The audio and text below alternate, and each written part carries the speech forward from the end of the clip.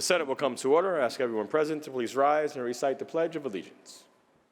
Pledge allegiance to the flag of the United States of America and to the republic for which it stands, one nation, under God, indivisible, with liberty and justice for all. Bishop Orlando Finlater of the New Hope Christian Fellowship in Brooklyn, New York, will deliver today's invocation. Bishop.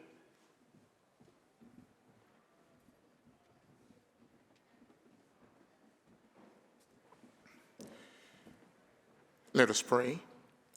God of Abraham, Isaac, and Jacob, God of our weary years, God of our silent tears, we have come to you today, first to say thank you. Thank you for the many blessings you have bestowed upon us individually and corporately as a state. Thank you for this body, the New York State Senate. God, as they deliberate and as they make decisions that affect the entire state and all of its residents, we pray now that you will guide them.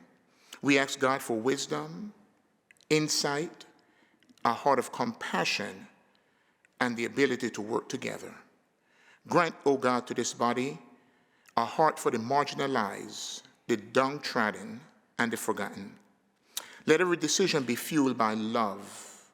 And then, Lord, honor their sacrifices, honor their commitment, bless them, bless their homes, and bless their families. We ask that you would bless the leadership of the Senate, bless every senator, bless the staff, and bless the great state of New York. We pray for peace in this state.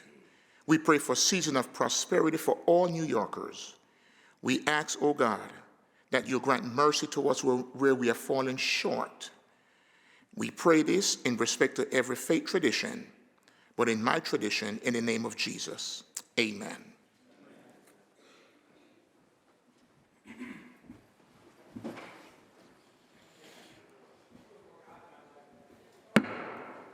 Reading of the journal.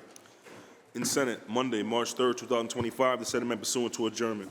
The journal of Friday, February 28th, 2025 is read and approved. On motion, the Senate adjourned. Without objection, the journal stands approved as read.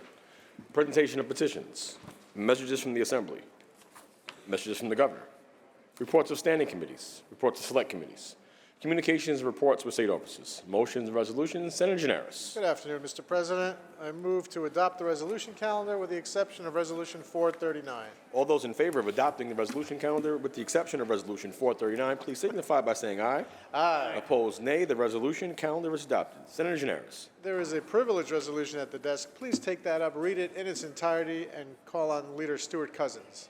There is a privileged resolution at the desk. The Secretary will read.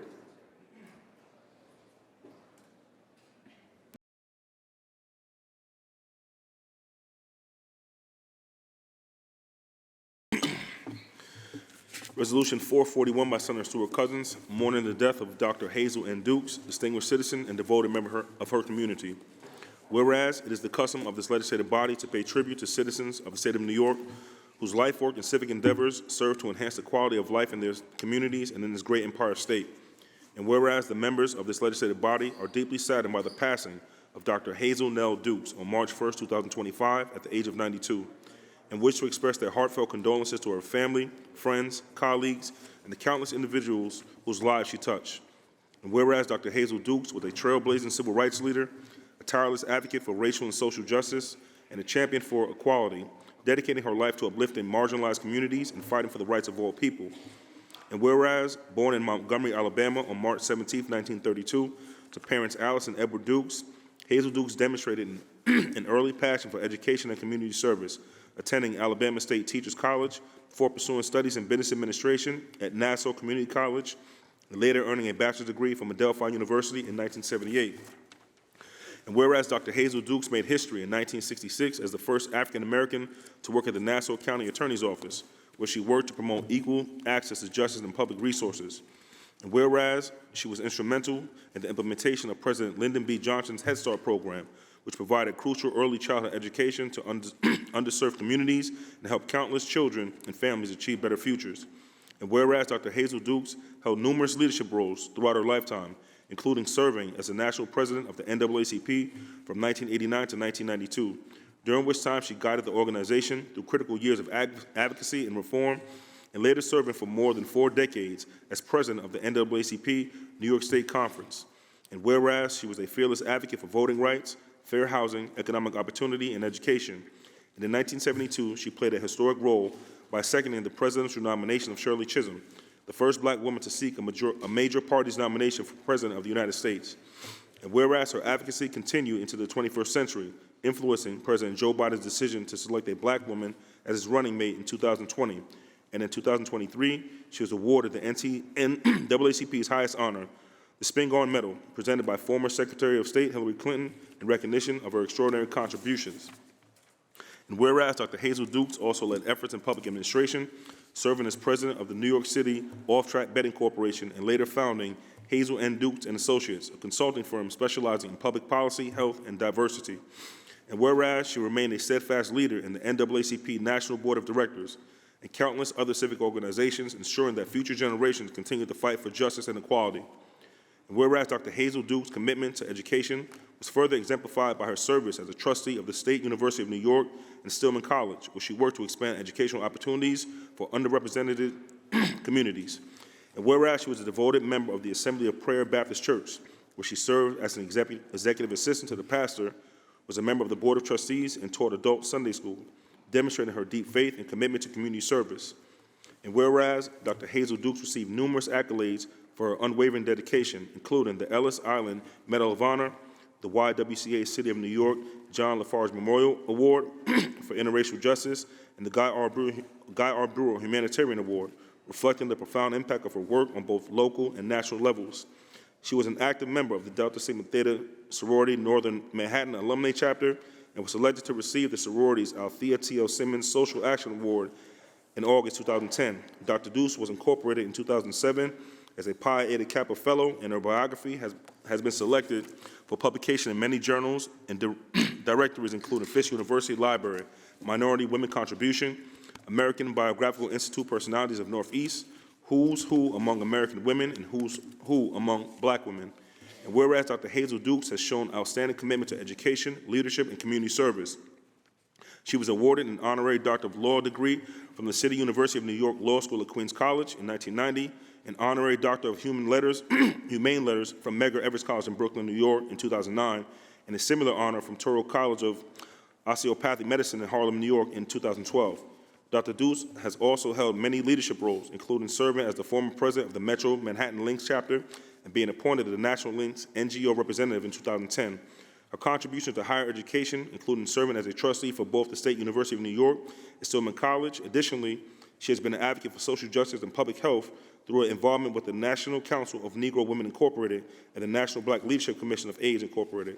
And whereas in recognition of her lifelong commitment to civil rights, a street in Roslyn Heights, New York, where Dr. Hazel Dukes once resided, was named Dr. Hazel Dukes Way in her honor, serving as a lasting tribute to her legacy.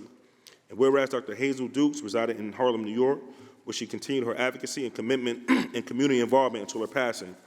And whereas Dr. Hazel Dukes' passing is an immense loss to the civil rights community and the nation as a whole, yet her legacy will live on in the policies she helped shape, the lives she uplifted, and the generations she inspired. Now, therefore, be it resolved that this legislative body pause in its deliberations to mourn the passing of Dr. Hazel Nell Dukes, to recognize and celebrate her lifelong dedication to civil rights and public service, and to express its deepest gratitude for her contributions to a more just and equitable society.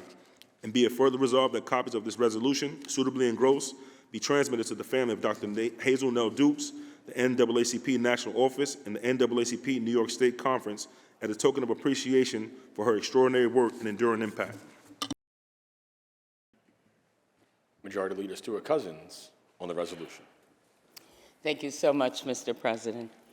And I rise on behalf of this body to express our condolences to the family of Dr. Dukes and the many people who were called her children, the many people who were influenced by her intellect, her wisdom, all of those who had a chance to meet her, to be in her presence, and certainly all of those who will never have an opportunity to stand and honor this icon. It is certainly an incredible loss to not only this state, but to the nation. But as I listened to all that was said and all that filled her 92 years, we know it was a life well lived, but also it is a life to be celebrated.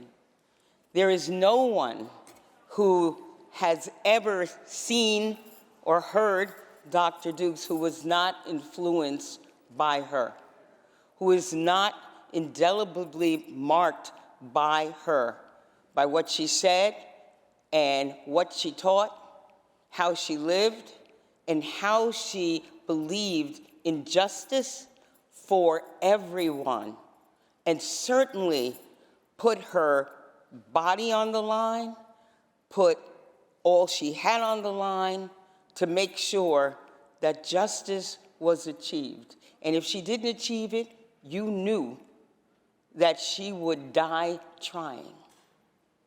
Dr. Dukes was somebody who I had the pleasure of meeting many, many years ago when I started in government around the desegregation issue in the city of Yonkers. We became closer as I came into the Senate and had an opportunity to work with her and the NAACP in matters of civil rights and human rights and criminal justice reform and education and health care, because she cared about everything. And there was nothing, no one, who was either too great or too small to be in Dr. Dukes' sphere. She would mentor you, she would scold you, she would bring you up, she would put you down, and no matter how she did it in a way that you knew that she was talking to you out of love. That's not easy to do. You never were ambiguous about what she meant or what she was trying to convey. And she was also, again, unambiguous in her love, not only for humanity, but for justice. What an honor and a privilege to be able to stand here and in the presence of the new State Director of NAACP, Eljoy Williams, the Executive Director of the NAACP statewide, Christopher Alexander, and our Regent, Hassani Pratt, who will be voting on, will be returning, but all of whom in this moment are representing the thousands of NAACP members across our state and across our nation who are mourning and celebrating simultaneously the life and the legacy of Dr. Hazel Nell Dukes. Her funeral will be next week. I cannot imagine how many people will be there because, as you've heard, she's been doing what she's been doing for the better part of those 90 years, having grown up in the segregated South and having been so instrumental in advising presidents, putting, Head Start into our communities across the nation, being able to second the nomination of Shirley Chisholm in 1972. Somebody who was courageous enough to stand up and say, this Black woman is worth being president in 1972. Someone who was able to advise President Biden, swear in the current governor, get awarded by Hillary Rodham Clinton, and every single person in between who had an opportunity to say thank you to Hazel Dukes took the opportunity to say thank you. I am so grateful that she was able to get flowers and her accolades while she was alive. So much we wait until people are gone and then we start saying all these great things. But Hazel, she wouldn't let you wait. And you shouldn't. And I think we need to learn that lesson as well. We can be passionate, and still be someone that when we transition, the loss of that energy is so deep and so profound that we have no choice but to admire it and to follow it and to understand it makes a difference when you actually have the courage of your conviction and are willing to put everything on the line in order to achieve it, not just for you, but for all of humanity. So I am so honored, again, to have known her, to have been mentored and befriended and just elevated by her. And I really want to thank Senator Clear, because actually this is her constituent. But, you know, she allowed me to, carry it because, again, the influence of Dr. Dukes is something that we all will celebrate for years to come. So thank you so much, Mr. President. Thank you, Madam Leader. Senator Clear on the resolution. Thank you, Mr. President, and thank you, Majority Leader Andrea Stewart-Cousins. Like always, you just so eloquently said all the things. But if I were to add anything, you know, I have the privilege of serving the 30th District, which includes the village of Harlem. And that was the home to Hazel Dukes. She was bigger than Harlem. She's worldwide. But you know, I always looked at her, that she belonged to us. And I'm thankful that I was able to say that, and I had the privilege of being able to speak with her, being able to glean from her, get a few talking tools from her, and just be able to look at the inspiration, be inspired by her. You know, she was well known for standing up,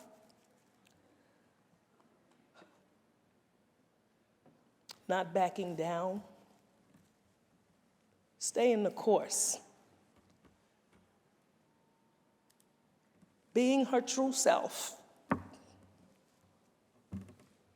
And I'd like to think that some of that fell on me and others. It's about being yourself, showing up, standing up for what you believe in.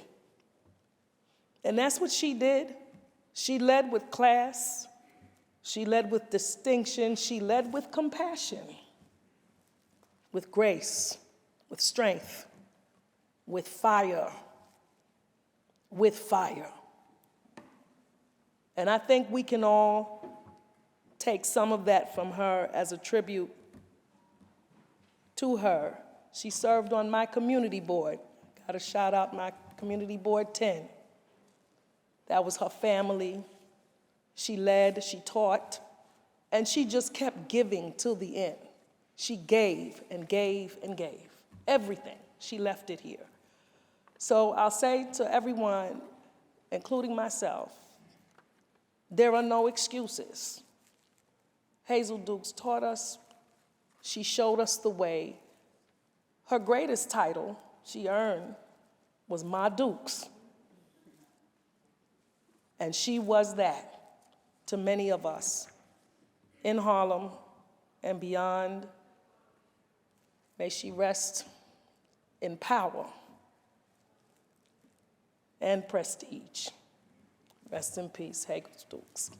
Thank you. Thank you, Senator Clear. Senator Webb on the resolution. Thank you, Mr. President. I rise just to add my remarks. I, too, was influenced by Dr. Hazel Ma Dukes as a young person, being a member of my local NAACP, but also as I became an adult and helping to support the campus chapter back in my district.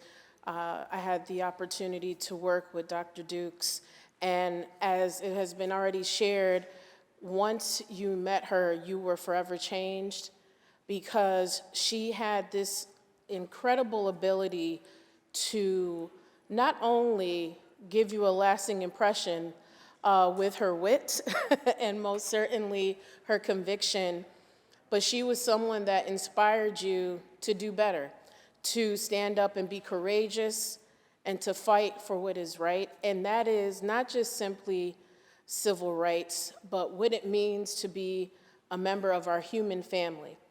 And her 92 years of sacrifice, legacy building, as everyone has shared, continues not only in our halls, but in halls all across this country. Last year, when we established the SUNY Black Leadership Institute, we actually have a fellowship within that institute that's named after her. And so this was something that she has been a long champion of ensuring equitable representation across every institution in our state and in our nation. And so it is that legacy that we will continue in her honor, but also that is what she would want us to do. And not only as a mentor to me, but also as a soror of mine through our sorority, Delta Sigma Theta Sorority Incorporated, she is someone that also has contributed en masse to our organization's legacy that goes beyond this country, but most certainly internationally. And so I want to extend my condolences to her family, to all of us who had the honor and privilege of being able to call on her.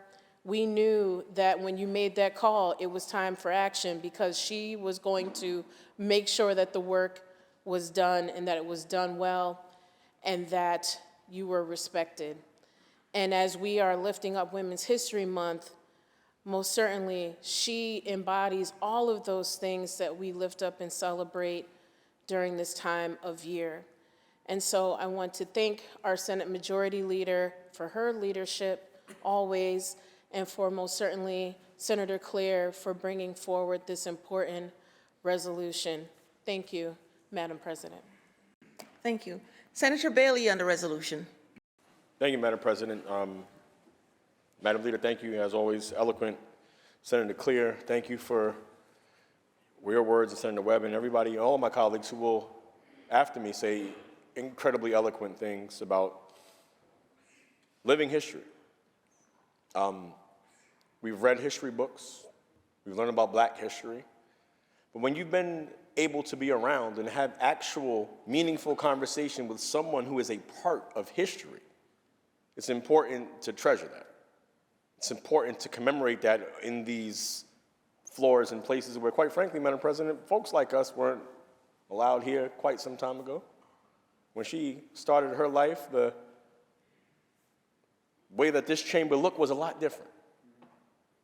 But because of actions for Dr. Dukes, because of what she did and folks like her, we have a chance to sit at these seats and to sit at that table, that proverbial table that Shirley Chisholm spoke about. Because of her.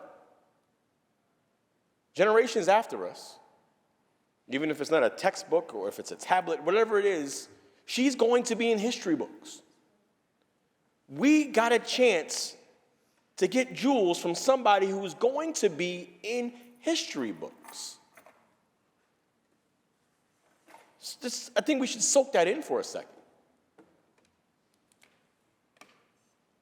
History wasn't always written for us. Quite frankly, quite the contrary. But in that next chapter, it's written because of people like Dr. Dukes. Growing up, you know about the NAACP and what they've done for Black folks and what they did in our community. In my branch, the Williamsbridge branch, was up here today. But to hear the name Hazel Dukes and then to get a chance to meet her was incredible. And then when you realize that Hazel Dukes knows your name, it sends chills down your spine. The first time that she's said to each of you by your name, I'm pretty sure I can challenge you to say that it made you feel incredibly special. She would come to me and say, the senator from the boogie down. Because as you well know, Dr. Dukes was Dr. Dukes wherever she was going to be. If it was at the conference, if it was in the chamber, or if it was just on the street. She was consistent. In a day and age when we lack consistency in many ways, she was a steady and consistent figure throughout her life. I'm grateful for the times that I had a chance to have a conversation with her. I'm grateful for the knowledge that she imparted upon me and the chances that we had to have a conversation. But I'm grateful that I got to, like, by osmosis, almost, as it were, just to soak up some of what she was putting out there. I can't imagine what it was like 92 years ago. I can't imagine what it was like to be a black woman growing up then. But nevertheless, she persisted. She is someone that will ring bells throughout history. So as the bell tolls and continues to toll, always remember to say thank you. Thank you to the generation. And one more thing, Madam President. Our NAACP chapters, our leadership, thank you for the work that you do. But the membership, we got to make sure we support them and continue the mission. That's what Dr. Dukes would have wanted us to do. May she rest in peace, Madam President. Thank you. Senator Saunders on the resolution. Thank you, Madam President, to our Majority Leader, to Senator Claire. Thank you for bringing this before us. A mighty tree has fallen. You can't get around that. The world has changed. A mighty tree has fallen. Let me tell you a quick Hazel Dukes story, a recent one. As everyone knows, that New York State has pioneered the art, the science, the wonder of trying to figure out reparations. But what you may not know is there came some snags in that. There were, the big money said it would not happen, that it couldn't happen, and it was dead in the water, dead man walking. All right. They didn't understand the dynamics, and I picked up the phone to Hazel Dukes. Now, I cannot attest to what happened. I cannot tell you the magic that was done. I cannot tell you what this arm twisted or this smile. I don't know. But what I do know is a no turned into a yes. Now, I'm not quite clear on how it happened, and I sure wish that I could have her in my life for a whole bunch of other things. But all I know is a no turned into a yes. So we're seeing the passing of the greatest generation. Isn't this amazing? Folk who stood when the rest of us would have fallen. Women and men who labored from can't see it in the morning to can't see it at night. Who stood up when everybody ran, when it was sensible to run. And it may have been insane to stand. A mighty generation. They don't make them that way anymore. Or do they? So a mighty tree has fallen. Can't get around it. This is a tree that gave us shade. Took us under a wing, comforted us, fed us. If you were hungry, you were fed. Gave us warmth. But I know one thing about life and nature. A mighty tree is necessary in nature, but it must fall, because if the mighty tree does not fall, the younger trees cannot come forward. The next generation has to come forward. The mighty trees have to yield so that the next branches of the trees come forward. We are here saluting the next branches of this tree. You come from a good stock. You got deep roots. These roots go back 400 years. They never ran. They never will. May you stand well, comforted by the incredible tradition that you come out of. A tradition that had brought us to here, where you have the first Black majority leader, Mighty Tree. Having said this, I say to you what I said to her. Whatever little bit I could do is done. I don't want anything except to aid in the process of growing this great tree. And that tree has to lead to one America. One America, not 20, not 30, just one America with the same rights for everyone. God bless you all. Thank you very much. Thank you, Senator. Senator Jackson on the resolution.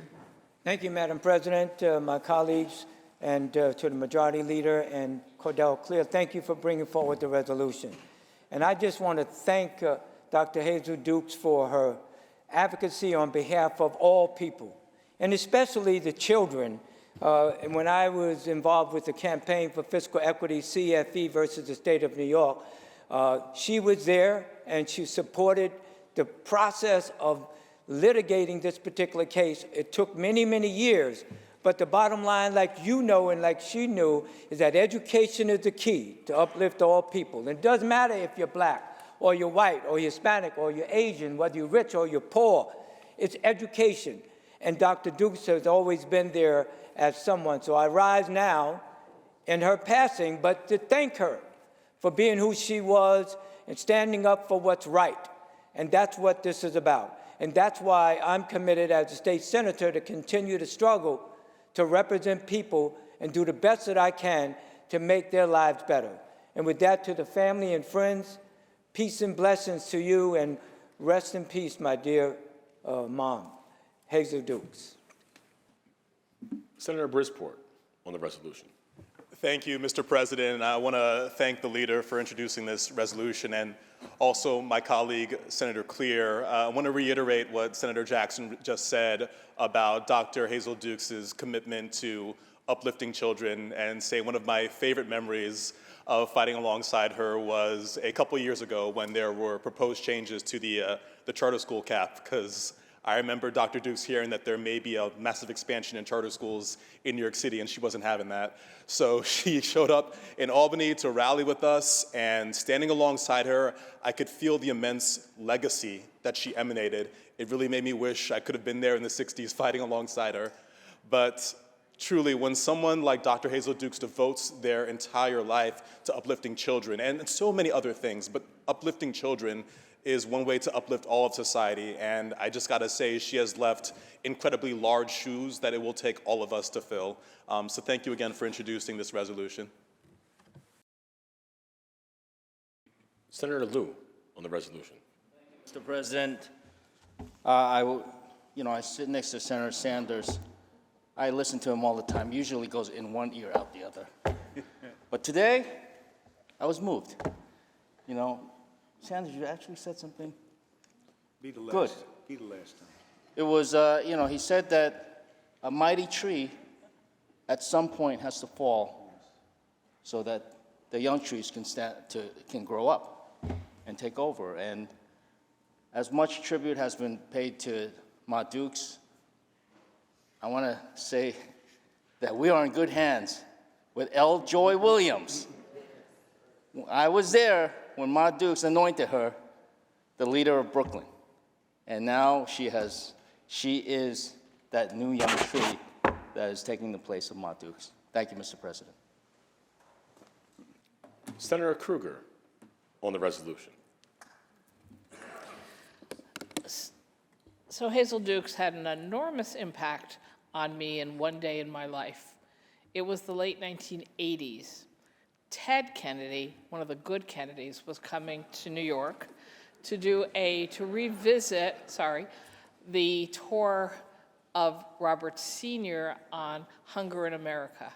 And so they had planned a whole day of visits through the same areas of New York City that Robert Kennedy Sr. had visited.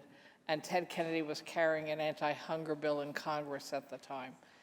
And I was invited to come be with Ted Kennedy, and it turns out Hazel Dukes, traveling the day, talking about the continuing crisis of hunger growing out of inadequate funding of federal food programs, which was the area I was working in at the time. And I pretty much think I spent the whole day with my mouth open, just listening to Ted Kennedy and Hazel Dukes talk about the work that had been done and needed to be done. So even though in theory I was there to explain technically what was going on, I was mostly just sitting in this car with my mouth open the whole day. And I never forgot that day. And I think it's just representative of a small piece of the impact that she had in her life and the work and the meaning it was for anyone who did have the opportunity to come in contact with her. Thank you.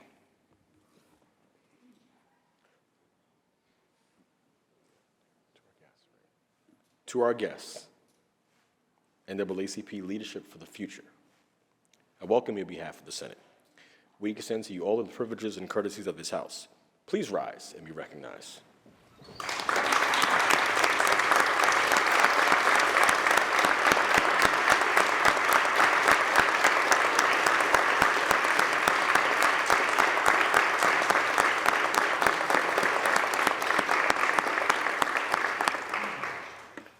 The question is on the resolution. All in favor signify by saying aye. Opposed, nay. The resolution is adopted. Senator Gianaris. Thank you, Mr. President. We have some additional resolutions to take up. We are going to simultaneously call an immediate meeting of the Rules Committee in room 332, and then take up Resolution 439 by Leader Stewart Cousins. Read that in its entirety and call on Senator Webb on that resolution. There will be an immediate meeting of the Rules Committee in room 332. Please read the resolution prescribed by Senator Gianaris. Secretary will read. Resolution 439 by Senator Stewart Cousins, memorializing Governor Kathy Hochul to proclaim March 2025 as Women's History Month in the state of New York, recognizing the invaluable contributions of women in all aspects of society. Whereas March is Women's History Month, and each year New York State officially sets aside time to recognize the unique contributions that women have made to New York State and beyond. And whereas New York State had a distinguished history of monumental achievements in the area of women's rights, it has long been at the forefront of the women's rights movement, leading the nation in legislative and social advancements for gender equality. And whereas the social and political leadership of women has strengthened our democracy, from the abolitionists who fought for freedom and racial equality of all Americans, and the suffragists who fought for the 19th Amendment in 1920, to modern-day leaders shaping policy and governance at all levels. And whereas throughout history, women have played an integral role in shaping politics, education, science, law, medicine, business, technology, literature, arts, and sports, breaking barriers and driving progress despite systemic obstacles. And whereas recognizing Women's History Month provides an opportunity to highlight, honor, and celebrate the vital and extraordinary achievements of women past and present, ensuring that their stories are included in our national and state narratives and serve as inspiration for future generations. And whereas breaking barriers in education, Emma Willard opened the Troy Female Seminary in Troy, New York in 1821, first endowed institution for the education of women, expanding opportunities for women's academic advancement.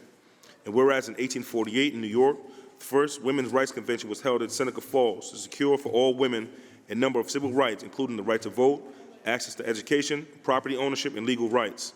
And whereas racial justice has been a crucial and ongoing fight within the women's rights movement, as women of color have historically faced both gender and racial discrimination, and Sojourner Truth, an abolitionist and civil rights advocate who challenged racial and gender inequality, spoke out for the abolition of slavery and suffrage for all women, famously delivering her Ain't I a Woman speech in 1851.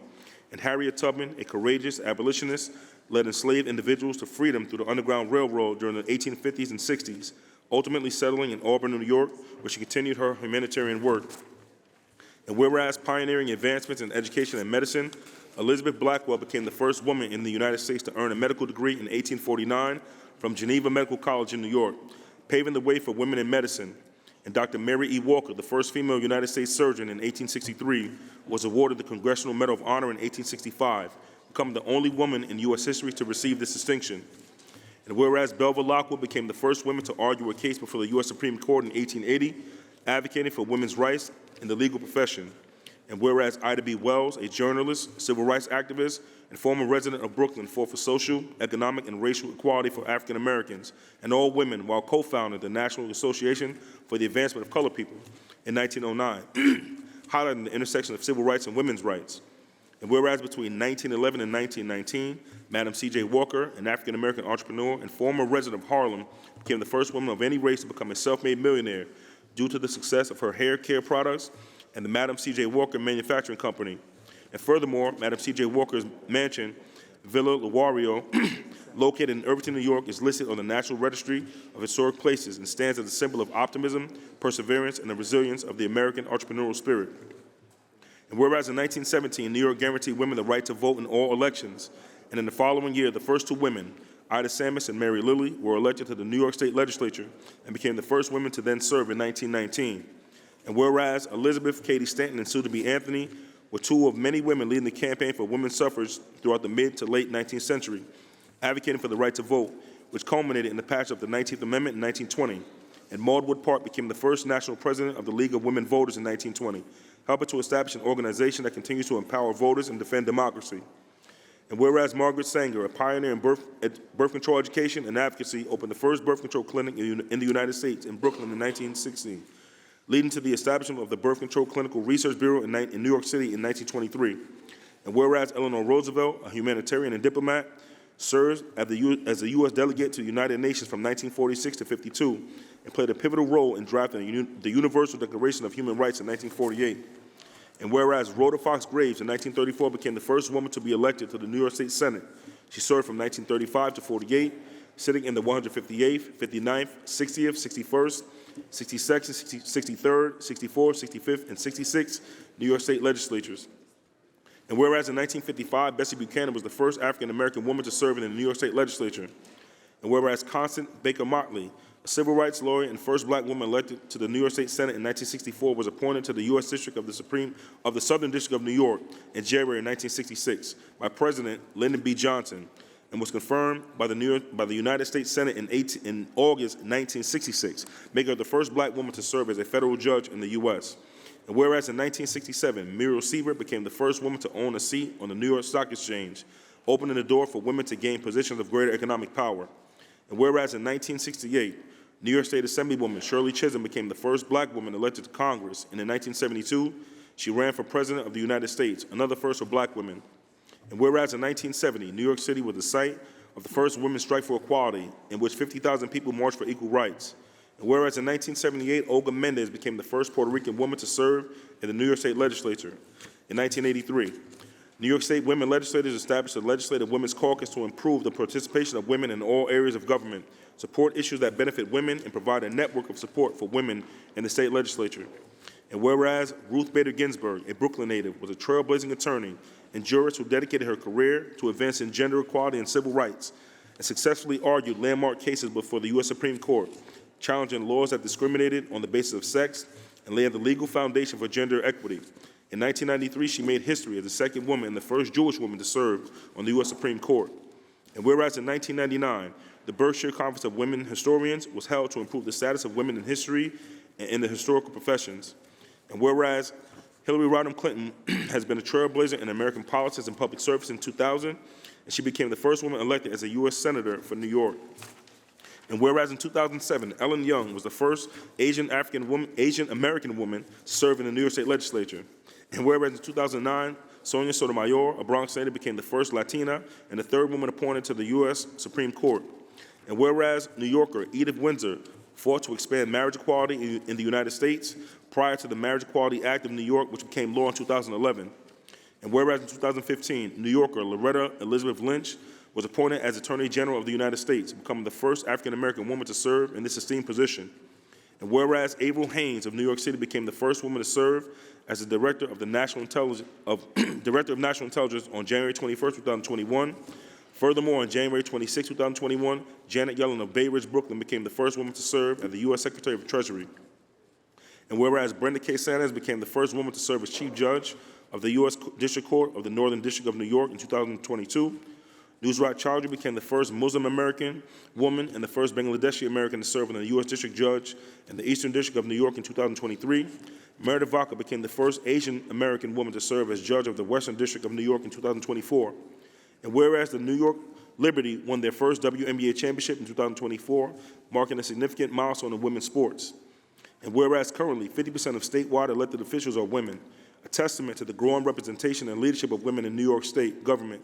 Notably, each of these leaders made history as the first women elected to their respective positions, breaking barriers and paving the way for future generations of women in public service. And whereas 2025 marks the 105th anniversary of the 19th Amendment, which guaranteed women the right to vote in the United States.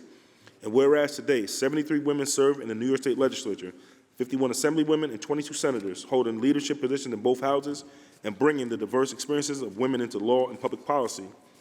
And whereas the extraordinary achievement of these trailblazers, women spent in politics, law, medicine, business, civil rights, journalism, education, and activism, have shaped the course of history and continue to inspire future generations. The collective achievements and efforts of these women have expanded rights, shattered barriers, and strengthened democracy, ensuring a just and equitable society for all. Now, therefore, be it resolved that this legislative body pause in its deliberations to memorialize Governor Kathy Hochul to proclaim March 2025 as Women's History Month in the state of New York. And be it further resolved that copies of this resolution, suitably engrossed, be transmitted to the Honorable Kathy Hochul, Governor of the state of New York, and the Legislative Women's Caucus of New York. Senator Webb on the resolution. Thank you, Mr. President. It is my honor to rise today on behalf of our esteemed Majority Leader, Senator Andrea Stewart-Cousins, to speak on this very timely and very needed resolution memorializing Governor Hochul to proclaim March 2025 as Women's History Month in our great state of New York. As it was read by our clerk, to recognize the countless contributions that women have made in our past, present, and most certainly our future. And as we take up this resolution today, I want to lift up the words of a well-known abolitionist, feminist, and that is Sojourner Truth. She was someone who, like Dr. Hazel Dukes, who was unwavering in her commitment, courageous in a time where there was imminent danger, but she stood strong, and as she delivered her speech, Ain't I a Woman, at the 1851 Women's Rights Convention, more than 174 years ago, there's a particular piece in that speech I wanted to lift up that I think also helps to characterize why, when you add women, you change everything.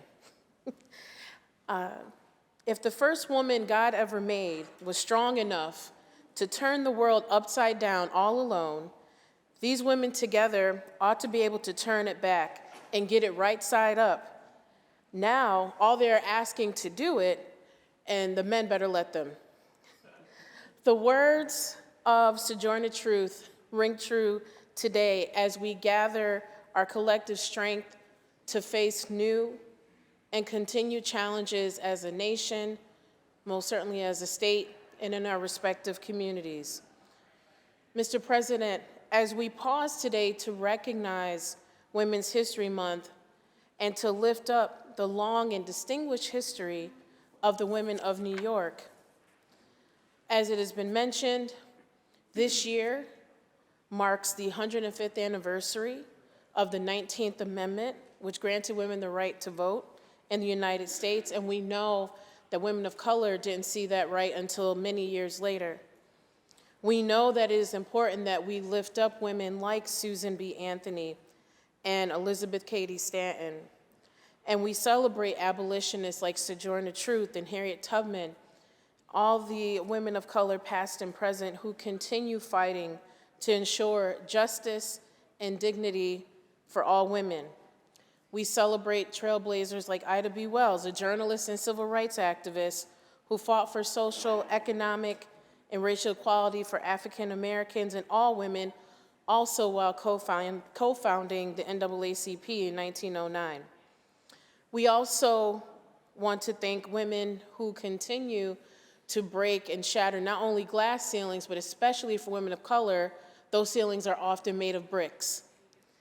And so we have trailblazers in our own state like New York State leader, former Assemblywoman and Congresswoman Shirley Chisholm, who became the first Black woman elected to Congress, and in 1972 became the first Black woman to run for president.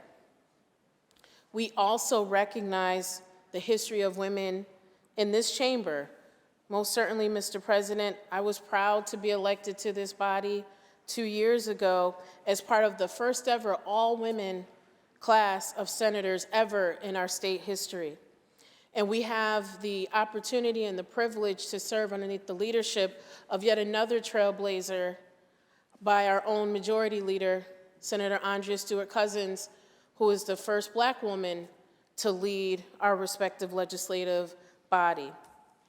And so while we continue to make important milestones and break records in our state, I wanted to be clear, we have a long way to go. When you talk about issues as it relates to fairness in pay, when we talk about through policy the work we're trying to do to address the very real challenges with maternal mortality rates, when we talk about still having to ensure that we have bodily autonomy as women in this country, it is important that representation in every institution has gender parity.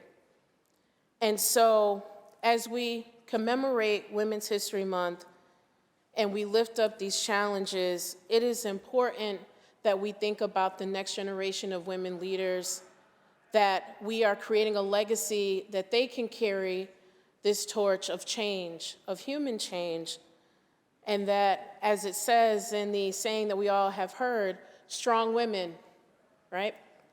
May we know them, may we be them, and most certainly may we raise them. Mr. President, I encourage my colleagues to vote aye. I will most certainly be doing that, and happy Women's History Month. Thank you, Mr. President. Thank you, Senator Webb. Senator Canzoneri Fitzpatrick on the resolution. Thank you, Mr. President. I rise to thank the Majority Leader for bringing this resolution to the floor to commemorate Women's History Month so that we can take a moment to recognize the multitude of women who have contributed to our great state, to our nation, and to the world at large. For those of you who are fans of golf, the first professional female golfer, Helen Hicks, was born in my Senate district, the 9th Senate District, in Cedarhurst, and was one of the 13 founding members of the LPGA. Her playing career included 2 major championship titles, and last year Helen was inducted into the World Golf Hall of Fame for her storied career and her efforts to women's golf. I couldn't stand here today without the support of the great women in my life, and I always think of my grandmother, Sophie Canzoneri, who immigrated to this country from Italy, and I wear her American flag pin proudly because she was so proud to be an American citizen. I also have to thank my mom because she encouraged me, along with my brothers, to do anything I wanted. As one of 6, 3 girls, 3 boys, she raised us without Alice or any other help from anybody outside, and I always admire my mom for that. As a mother of 3 daughters, I'm proud of the numerous roles women have in our sports, our business, our academics, and here in this chamber. But most importantly, we need to show them that we are examples to them of what they can do, and even more importantly, we have to show our sons that women can do anything. Because when they have the support of everyone around them, there is no limit to what they can achieve. So thank you, Mr. President, for allowing me to speak on this. I proudly vote aye. Thank you. Thank you, Senator Canzoneri Fitzpatrick. Senator Sanders on the resolution. Thank you, Mr. President. Today I rise as Sister Lois's son. My mother, Lois Sanders, was a proud Black woman who, through her life, tried to show and teach us that women were equal to us. They were not supposed to walk behind us, not supposed to do any of that stupid stuff, that they will walk equal with us. And you don't have to be a woman to support women. I understand that women hold up half the sky, and I understand that if the sky hasn't fallen, it's because women have been holding up perhaps more than their share. So I just could not let the day go by without saying that all of us should be supporting, not just in words, but through legislation, to say that we believe in the equality of the human family, of equality with women. And we can do it by voting on certain legislation, and I'll be nice for the moment. Thank you, Mr. President. Thank you, Senator Sanders. The question is on the resolution. All in favor signify by saying aye. Aye. Opposed, nay. The resolution is adopted. Senator Gineris. Now let's move on to previously adopted Resolution 380 by Senator Hinchey. Read that resolution's title and recognize Senator Hinchey. Secretary will read.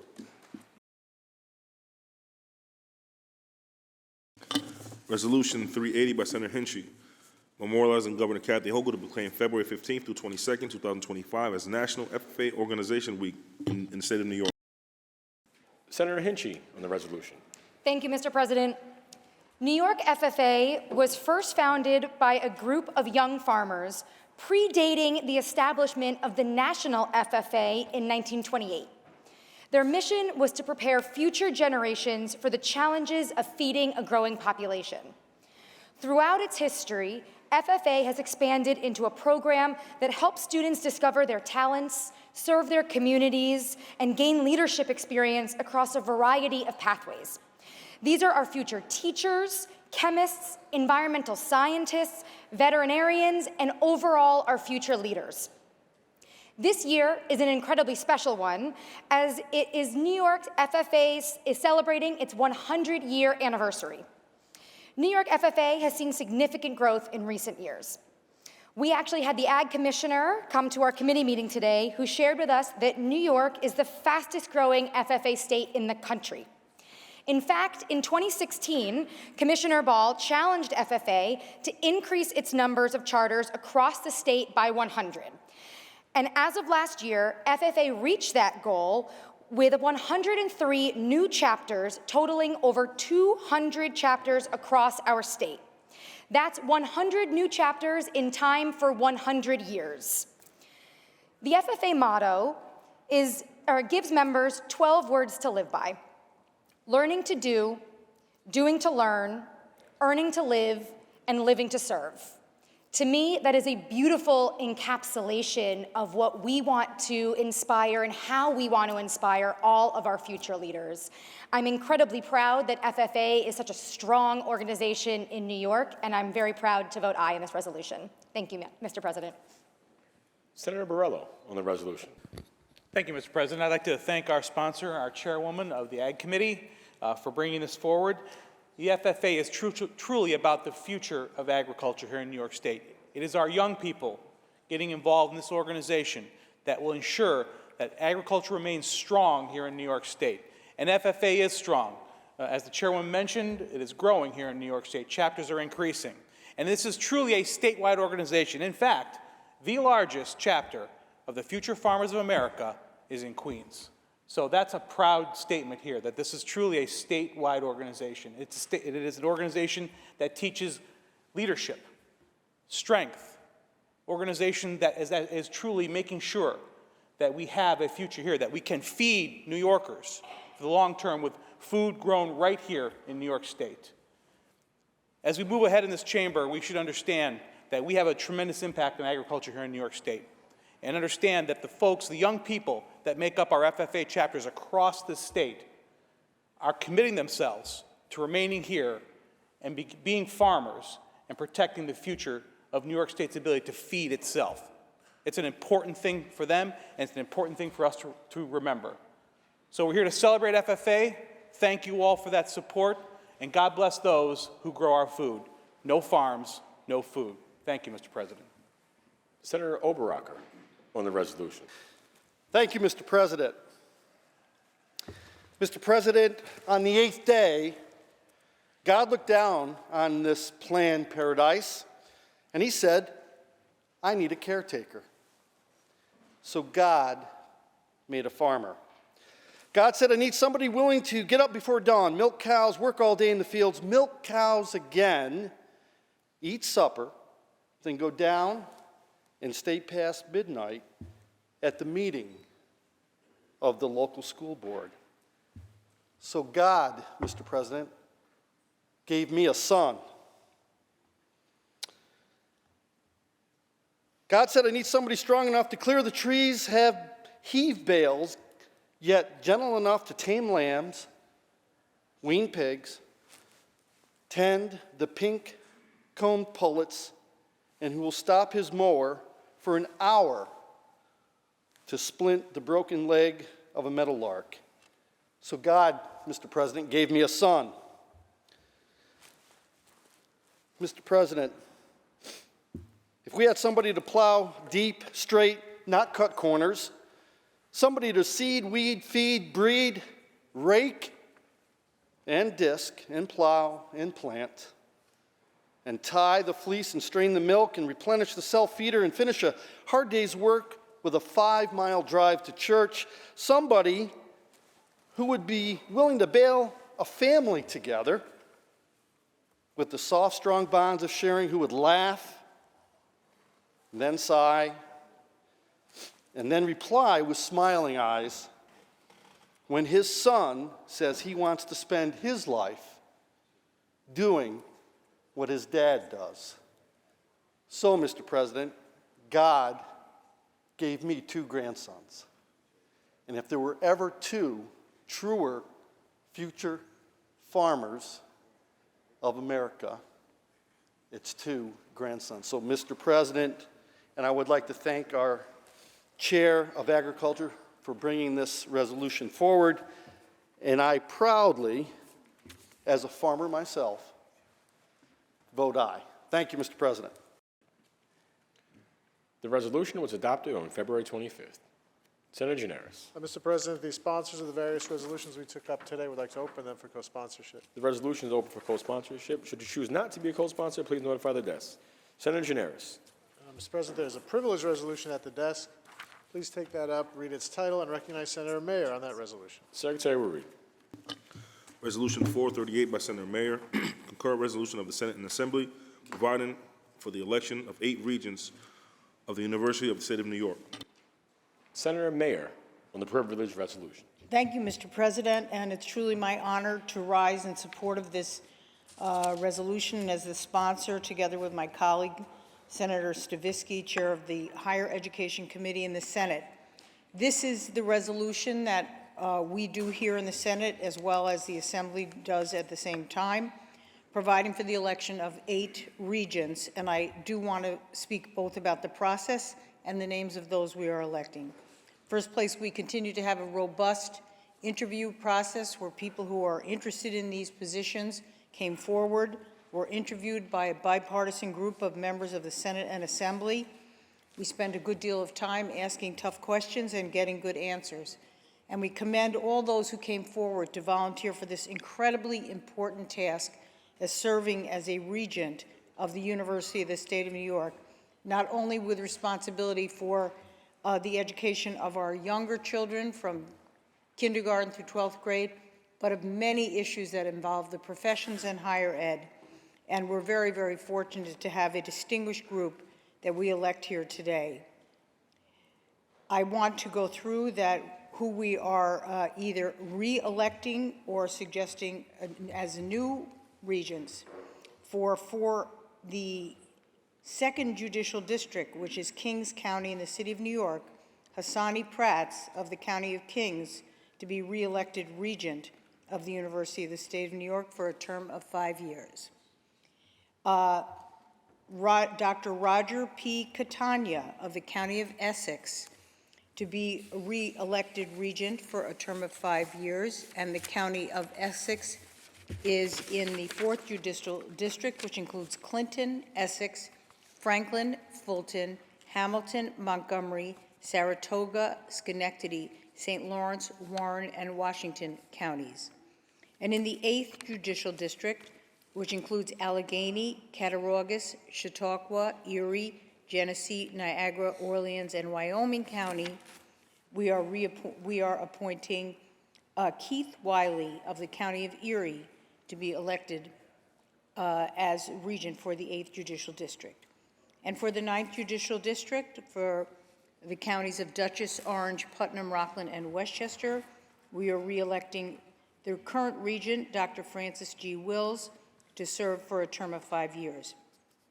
For the 10th Judicial District in Nassau and Suffolk County, we are electing Felicia Thomas Williams of the County of Suffolk as the regent for the 10th Judicial District. We are reappointing Dr. Lester W. Young, Jr., the current chancellor, from the County of Queens to be re-elected as at-large regent for a term of 5 years, and Roger Tillis, currently a regent, to be elected an at-large regent for a term of 1 year.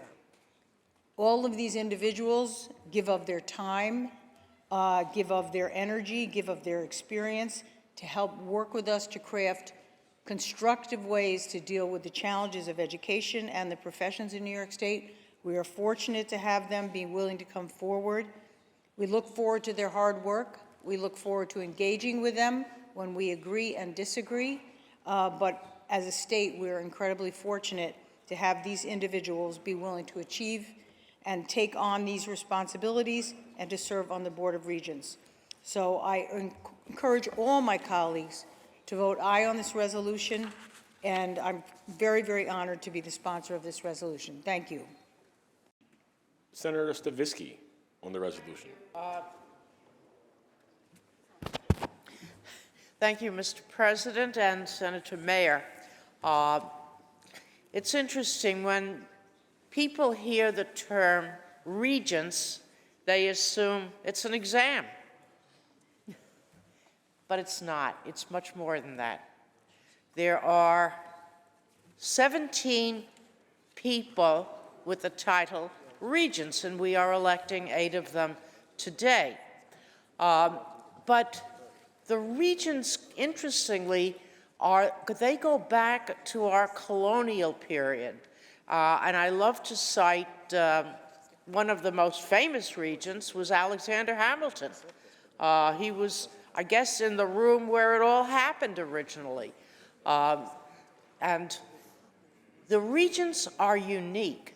They are the policy-making body, the educational policy-making body of the state of New York. And in most states, the Commissioner of Education is either appointed by the governor, it's a gubernatorial agency, or in some states, they're elected by the people in a general election vote. New York is unique because the Commissioner of Education is elected by the regents, and the regents are elected, as you know, by the legislature. So I congratulate the regents who have come forth through the interview process. We are proud of the work that you do and continue to make New York State a leader in the education process. The Chancellor is a constituent of mine, and I congratulate him. He has a long history of service, starting as a teacher, frankly, and then rising through the ranks to become superintendent and I think a deputy commissioner in Albany, and now, since 2008, a regent. But all of the regents have excellent credentials, and we congratulate them, and I urge a positive vote today. Thank you, Mr. President. Senator Murray on the resolution. Thank you, Mr. President. Again, I'm gonna rise, and when I was down the hall in the Assembly, and I was the ranking minority member on the Education Committee, I sat in on all of the interviews. And it is an interesting prospect. You meet some great people and get some great information, and you really dig deep into background and pick the good candidates. Unfortunately, that process doesn't allow every one of us. I mean, I guess it does, it's open, but our busy schedules, most don't get the opportunity to participate like that. And so you don't really get to know the individual candidates like maybe you could or should. And in fact, we'll be voting on candidates that directly affect my area today. two. In fact, one is at large and the other one will be directly in our judicial area. But once again, and I rise and say this multiple times, in the process, there are 8 individual people that we are voting on today. Unfortunately, we're voting with 1 vote. Does that mean we support every one of the 8? We don't know if you haven't looked into their background, but we have 1 opportunity to vote up or down on 8 individual candidates.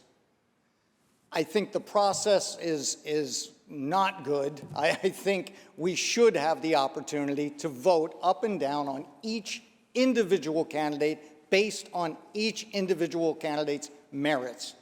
So we are assured that we are getting the best candidates to serve us in such an important position. So for that reason, I will be voting no. The question is on the resolution. The Secretary will call the roll.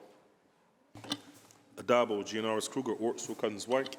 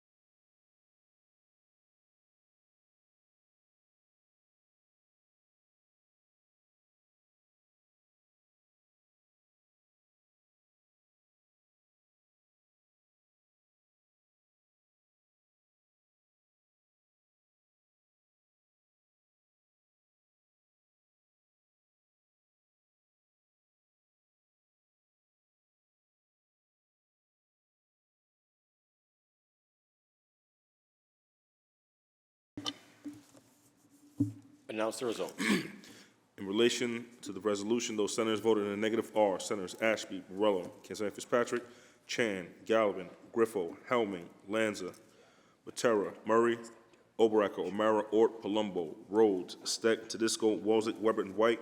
Ayes 41, nays 20. The resolution is adopted. Senator Gianaris. Mr. President, there is a report of the Rules Committee at the desk. Let's take that up, please. Secretary will read. Senator Stewart-Cousins from the Committee on Rules reports the following bills. Senate Print 172 by Senator Ramos, an act to amend the Workers' Compensation Law. Senate Print 372 by Senator Gianaris, an act to amend the Labor Law. Senate Print 1235A by Senator Comrie, an act to amend the New York State Medical Care Facilities Finance Agency Act. Senate Print 1514 by Senator Harkam, an act to amend the Labor Law. Senate Print 2236 by Senator Gurnardes, an act to amend the Labor Law. Senate Print 4515 by Senator Ramos, an act to amend the Labor Law.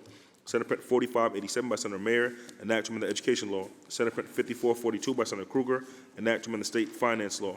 All bills reported to third reading. All those in favor of accepting the report of the Rules Committee, please signify by saying aye. Aye. Opposed, nay. The report of the Rules Committee is accepted. Senator Gianaris. Thank you for recognizing my motion to accept the report of the Rules Committee, Mr. President. This time, let's take up the reading of the calendar. Secretary will read. Calendar number 203, Senate Print 363 by Senator Gianaris, an act to amend the General Business Law. Read the last section. The bill will be laid aside for the day. Calendar number 364, Senate Print 4188 by Senator Comrie, an act to amend the Penal Law. Read the last section. Section 3, this act shall take effect immediately. Call the roll. Addabbo, Gianaris Kruger, Ort, Sewell Cousins, White.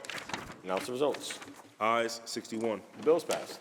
Calendar number 368, Senate Print 2497 by Senator Gurnardes, an act to amend the Civil Practice Law and Rules. Read the last section. Section 2, this act shall take effect immediately. Call the roll. Addabbo, Gianaris Kruger, Ort, Sewell Cousins, White.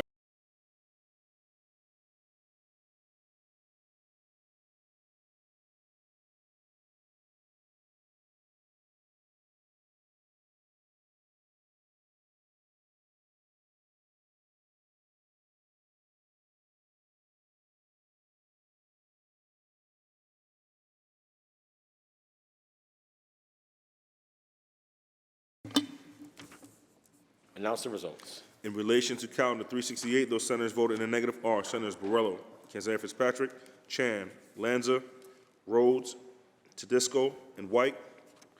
Ayes 54, nays 7. Bills passed. Calendar number 370, Senate Print 4611 by Senator Ramos, enactment to amend the civil practice law and rules. Read the last section. Section 11, this action take effect on the 30th day, it shall become a law. Call the roll. Addabbo, Junior Kruger, Ort, Stewart-Cousins, White. Senator Ramos to explain her vote. All the lovers of crime. Hey, thank you, Mr. President. I today want to tell you about a worker who inspired this bill. Sandra Mejia worked for years disinfecting clothes at a laundry on the Upper West Side. Her employer paid 25% less than the minimum wage and never paid her the overtime she was owed. During the pandemic, they made Mejia buy her own PPE without compensating her and required her to work in an unventilated basement. When another worker tried to ask why they weren't paid minimum wage, she was fired. All in all, her employer stole $1 million from its workers over the course of 6 years. Mejia is just one of countless workers whose experiences show how rampant and unchecked wage theft is in our economy. Whether working in restaurants, nail salons, construction, home care, or other industries, New York workers are robbed of at minimum $3 billion every year. Many of these workers are immigrants who are more vulnerable to exploitation. I have a member on my team who focus exclusively on filing wage theft claims for my neighbors in my district office. Wage theft's ubiquity is the result of New York's weak labor enforcement and collection laws. Bosses know that even if workers do win in court, they can still get away without paying a single cent by using a variety of tactics to evade payments, ranging from shutting down their businesses, transferring their assets, declaring bankruptcy, or simply never showing up to court. So the Wage Theft Attachment Act we're passing today steps up to face this problem, and that is why I proudly vote aye, so that workers can have a tool and they can finally get their money. Thank you. Senator Ramos to be recorded in the affirmative. Announce the results. In relation to calendar 370, those senators voted in the negative are Senators Ashby, Morello, Kenzana Fitzpatrick, Chan, Gallivan, Griffo, Helmy, Lanza, Martins, Matera, Murray, Oberacker, O'Mara, Ort, Palumbo, Rhodes, Rollins, Steck, Tedisco, Wozik, Weber, and White. Ayes 39, nays 22. The bill is passed. Calendar number 372, Senate Print 4999 by Senator Holman Siegel, enactment of the States, Powers, and Trust Law. Read the last section. Section 2, this act shall take effect immediately. Call the roll. Addabbo, Giannaris Kruger, Ort, Stewart-Cousins, White.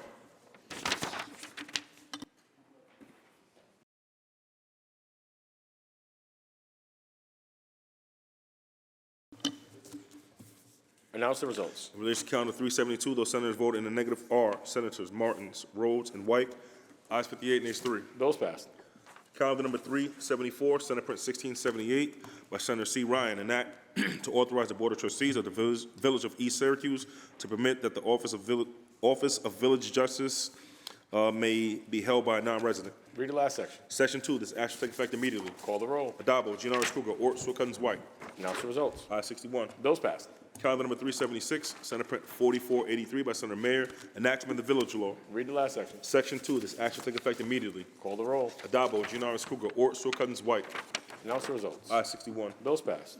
Calendar number 407, Senate Print 2708 by Senator May, enactment of the Public Service Law. Read the last section. Section 3, this act shall take effect on the 90th day and shall become a law. Call the roll. Addabbo, Giannaris Kruger, Ort, Stewart-Cousins, White. Senator May to explain her vote.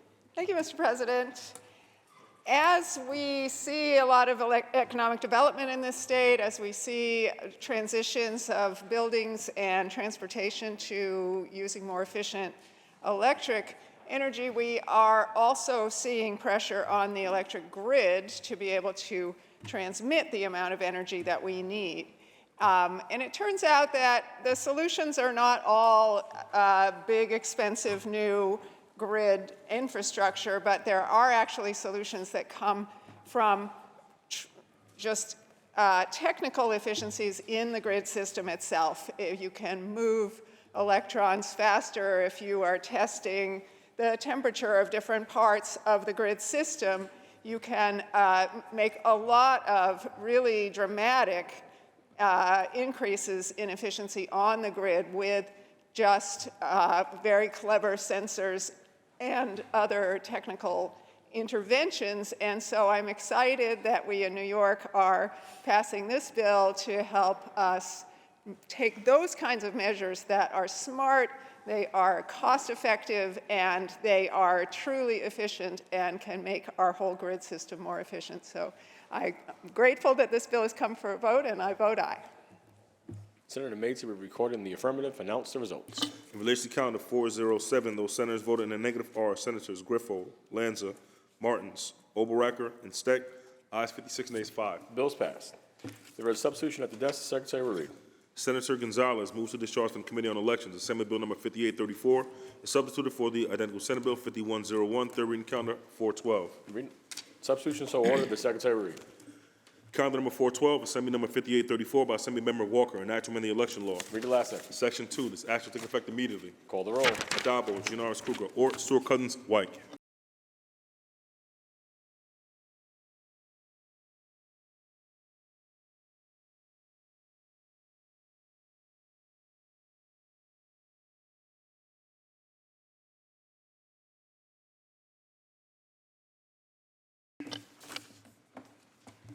Announce the results. In relation to calendar 412, those senators voted in the negative are Senators Borrello, Griffo, Oberacker, O'Mara, Rhodes, Steck, Wolzig, Weber, and White. Ayes 52, nays 9. The bills pass. Senator Janoris, that completes the reading of today's calendar. Please take up the supplemental calendar. The Secretary will read. Calendar number 441, Senate Print 172 by Senator Ramos, an act to amend the Workers' Compensation Law.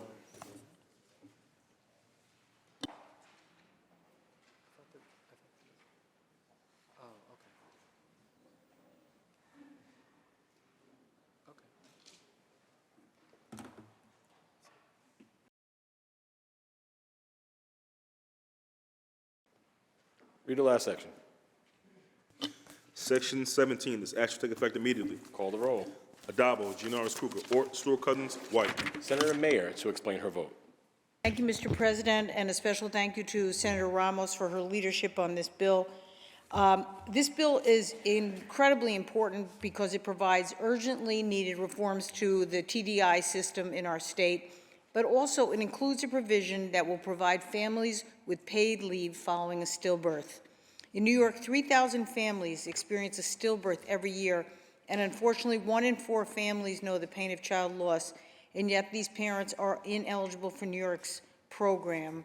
Many years ago, I spoke with brave mothers who came to share their stories of stillbirth and the disappointment with the lack of support from the state during the toughest moments of their lives. They felt ignored at every level in state policymaking, ignored by the lack of paid leave, ignored by the lack of research into stillbirth, ignored by the stigma of talking about it, and advocating for it at a policy level. We have an obligation to do better for them. Any parent who has experienced the loss of a child understands there's an obligation to take these stories out of the shadows and into the halls of chambers like this, to make the policy changes that these parents deserve, and to insist that there is more to be done.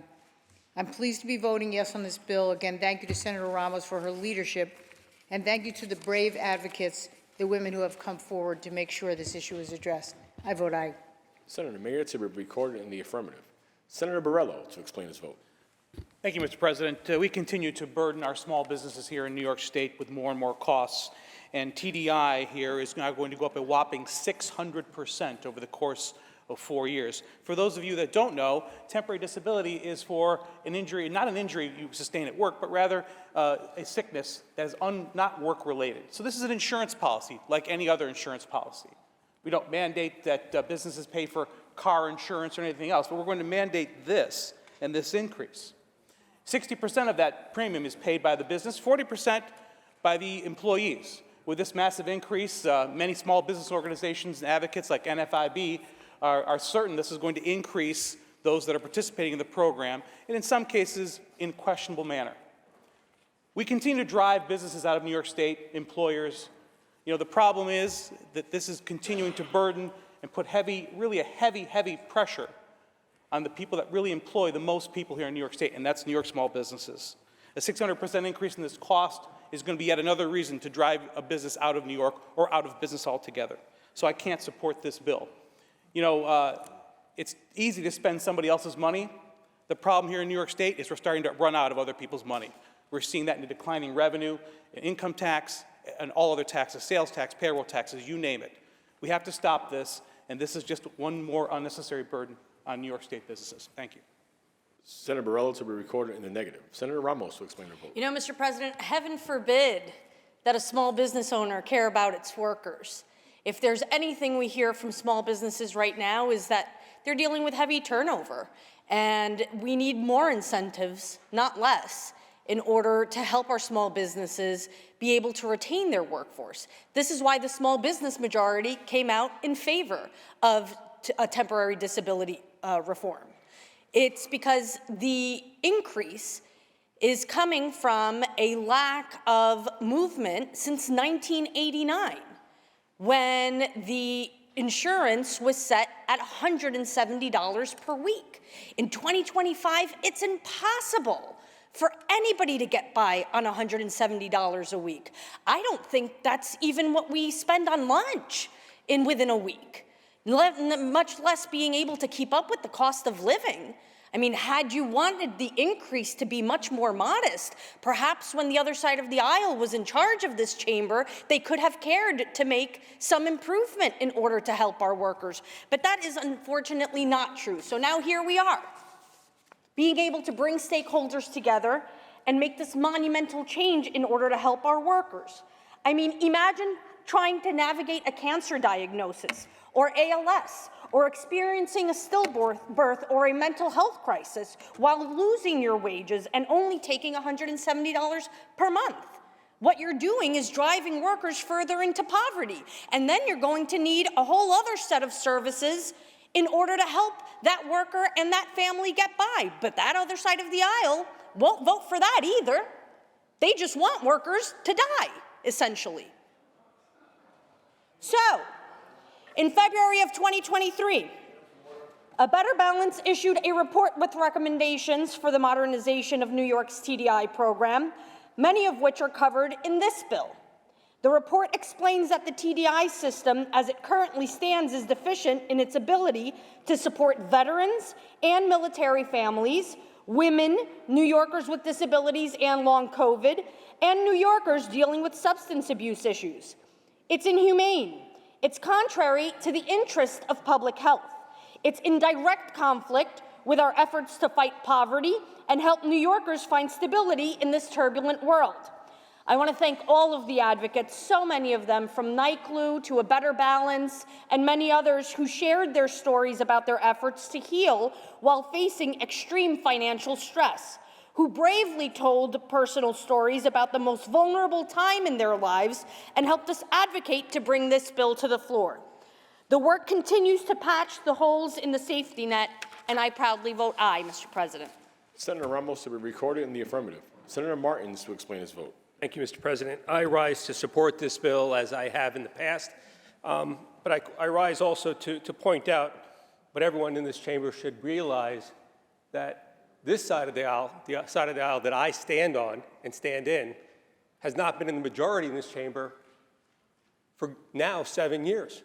As a matter of fact, Mr. President, that side of the aisle that the sponsor referenced has had a supermajority in this chamber for a number of those years, as well as having a supermajority in the chamber on the other side of this building, and also having the benefit of having a governor that is also of the same party. So here we are into the 7th year of a majority on that side of the aisle, on the sponsor's side of the aisle. And again, remember, Mr. President, I rise to support this bill, but I will not sit here and listen to people complain about what happened on this side of the aisle when after 7 years, and here we are, you still haven't gotten there. So hopefully that side of the aisle, along with this side of the aisle, can get this through, and we can actually do the right thing for working people and working families in New York State and stop pointing fingers. Mr. President, I vote aye. Senator Martins to be recorded in the affirmative. Senator Gianaris to explain his vote. Thank you, Mr. President. Let me begin by thanking my colleague, Senator Martins, for pointing out how thoroughly defeated his side of the aisle has been over the last several years. There's a reason for that, because the people of this state have chosen to re-elect our majority by strong numbers.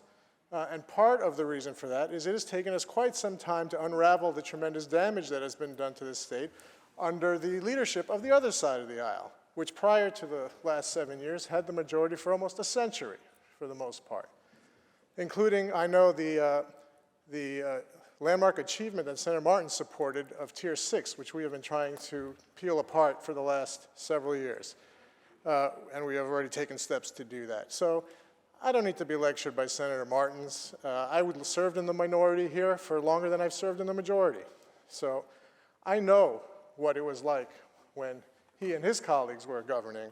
And Lord knows I and the people of the state don't want to go back to that. I want to thank Senator Ramos for this tremendous bill. I'm so happy to support it. And I'm glad that we have the overwhelming majority to pass it today. Thank you, Mr. President. Senator Gianaris, it will be recorded in the affirmative. Announce the results. In relation to calendar 441, those senators voted in the negative are Senators Borrello, Helming, Lanza, Murray, Oberacker, O'Mara, Ord, Rawlinson, Steck, Walczyk, and White. Ayes 50, nays 11. The bill is passed.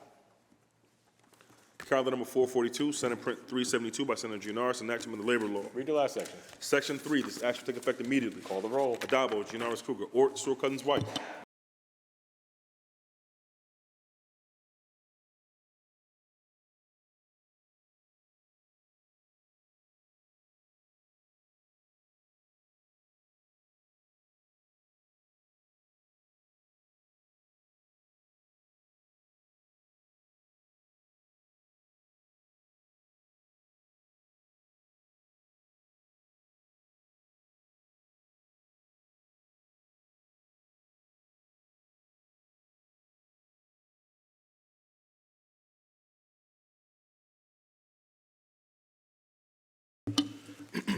Announce the results. In relation to calendar 442, those senators voted in the negative are Senators Ashby, Borrello, Keziah Fitzpatrick, Chan, Gallivan, Griffo, Helming, Lanza, Martins, Matera, Oberacker, O'Mara, Ort, Palumbo, Rhodes, Steck, Tedisco, Walczyk, Weber, and White. Ayes 41, nays 20. The bill is passed. There is a substitution at the desk. Secretary will read. Senator Comrie moves to discharge from the Committee on Corporation Authorities and Commissions Assembly Bill number 3224 is substituted for the identical Senate Bill 1235A, third reading calendar 443. Substitution so ordered. Secretary will read. Calendar number 443, Assembly number 3224 by Assemblymember Bronstein, and Act to amend the New York State Medical Care Facilities Finance Agency Act. Read the last section. Section 2, this act shall take effect immediately. Call the roll. Adabo, Gianaris Kruger, Ort, Stewart Cousins, White. Announce the results. I-61. Bill's passed.